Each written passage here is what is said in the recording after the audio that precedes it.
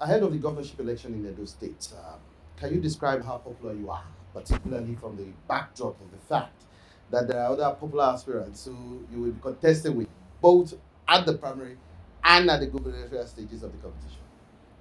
Well, in terms of popularity, I think that we should talk about our pedigree. I have been in the pro-democracy movement, up to the time of the military rule in Nigeria, and we were involved in the battle, to exit the military from the polity. And so the democracy that we're talking about today, we virtually laid the foundation. And so even going beyond the anti-military struggle, back in the student union days, I've always been, a pro-masses person in orientation, ideologically and otherwise. I've been pro-people in everything I have done, up to date. So I'm close to the people at the grassroots, and of course I understand the social problems at that level, and I have, of course, the capacity to articulate solutions, to them. So it is only by waiting to say Odion is 100% or the other candidate is 80% and the rest of them.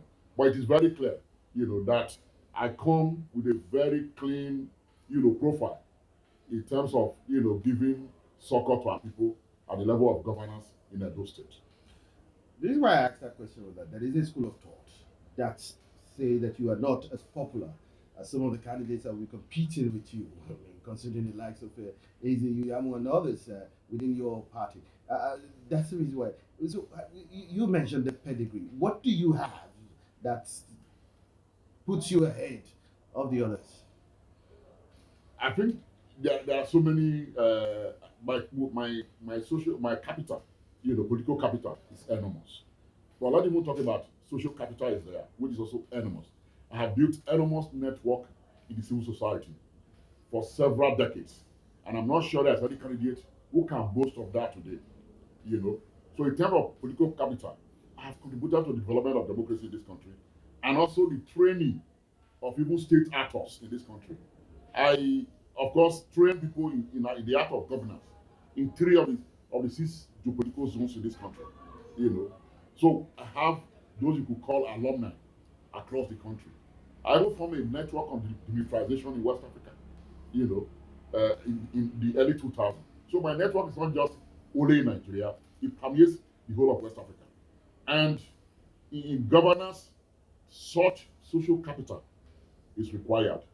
Such political capital is required, to move forward, and to be able to tap resources for governance, not just share reliance on the revenue allocation from the federation account. Prof, one question that we've asked every candidate who is actually vying is they said that is why are you in the race to succeed Governor Godwin Obaseki in this year's election?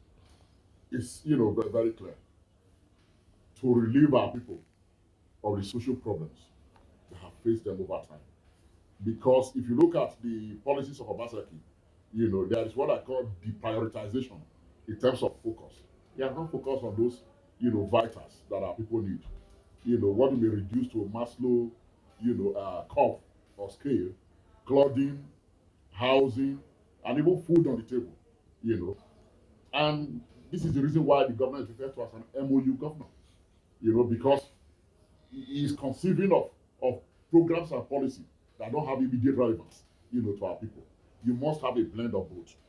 So I have carefully looked at the problems of our people, education, health, job creation, and all of this. We have articulated solutions to them, in terms of dealing with them, you know, uh, clearly we have a clear vision of how to overcome them. And I have also made one point that look, every aspirant is looking forward to the federal allocation account, which today, if you look at the indebtedness of the state, which is about 384 billion, naira, it's not enough. It can't even deal with that indebtedness. So I have the wherewithal to be able to bring in idle funds through policies, you know, in ways believes that Edo will be fine. Prof, some feel that you are new in the party politics, especially APC, and have you met with Oshiomhole? Because some of his boys, like the former minister Clement Agba, are showing interest in the race. How much of consultation have you done? Well, I think I've met with all most of the stakeholders in Edo politics. I have met with Adam Oshomole. I've also met with the former governor, Odion. I've met with him. I've met with quite a lot of other, personalities in the state. But beyond that, don't forget that I was an aspirant under the ACN in 2011. I ran for the House of, Representative. So ACN, of course, merged into All Progressive, Congress today. So I'm not a stranger in the politics of the state at all. But beyond that, democracy is about the people, and the popular sovereignty resides in the people, and the people, of course, are the boss, and we are appealing to the boss, to give all the space, to remedy the ease of the state.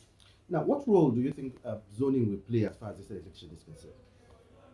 Zoning has become an issue because whether you like it or not, even where there are no identity, politics, identity issues, you always ensure equity and social justice.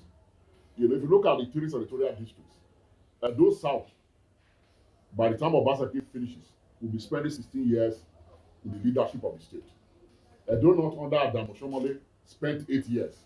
The same Edo North have been deputy governors, under Lucky Gbenedion, as well as under Obaseki. So only the central senatorial district that has not had, the benefit of leading, the state at those levels. Professor Osumbo, who was there, briefly for 18 months, so that can easily be discounted.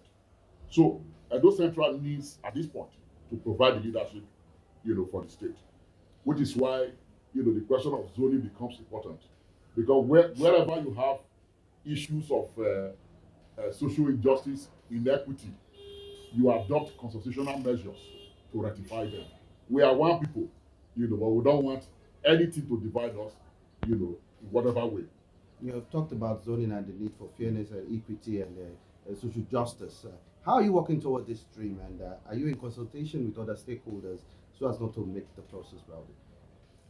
Well, I think I have consulted some of the aspirants, in terms of solidarity across board, so that at the end of the day,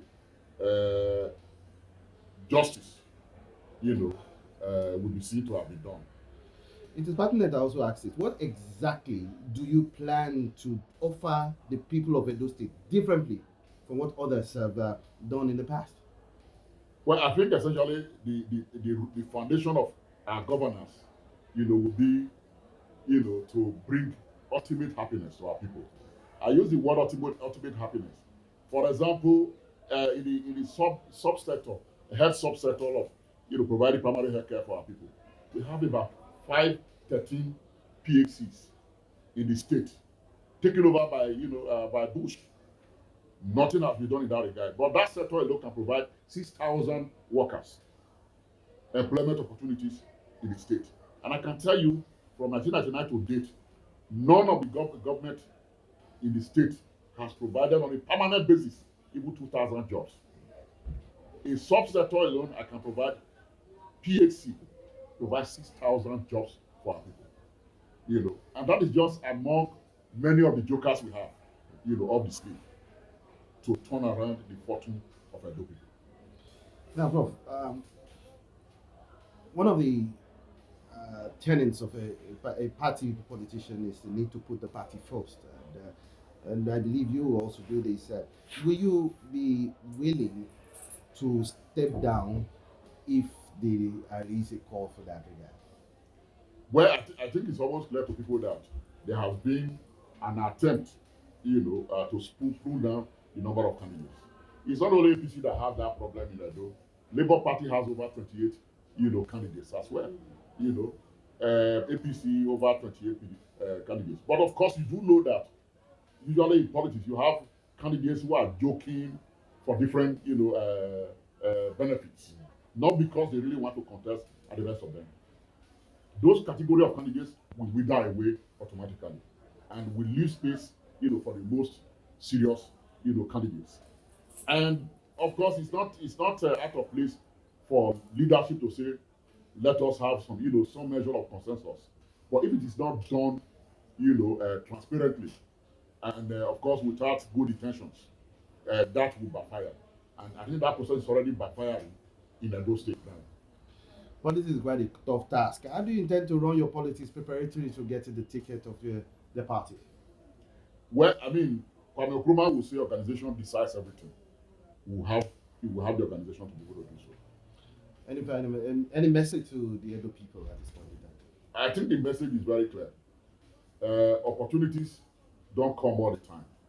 This is a historical opportunity for Edo people to enthrone one of their own who genuinely believe, in solving the problems of the state, bringing ultimate happiness to the state, and restoring, peace and progress, to the state. And historical opportunities, once missed, don't always come back again. Prof, thank you so much for your insights. Thank